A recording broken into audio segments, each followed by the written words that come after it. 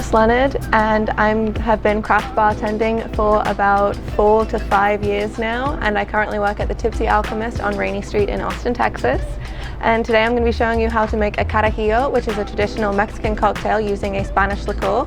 So we're going to start off with about 2 ounces of Licor 43, which is a Spanish liqueur made of about 43 different herbs and spices, and when you caramelize all of them, they create this gorgeous vanilla flavor. Oops.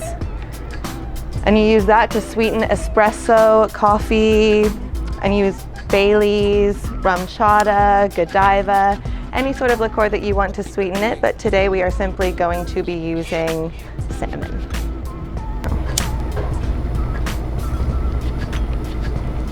Here we go.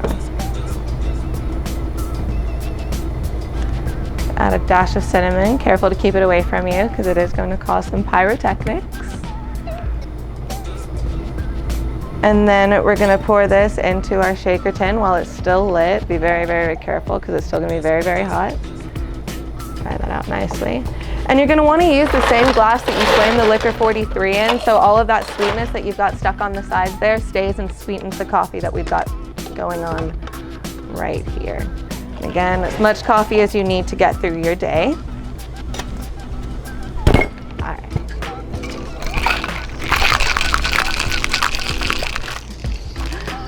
Hopefully we just didn't lose too much of the drink. Oh, we're still okay.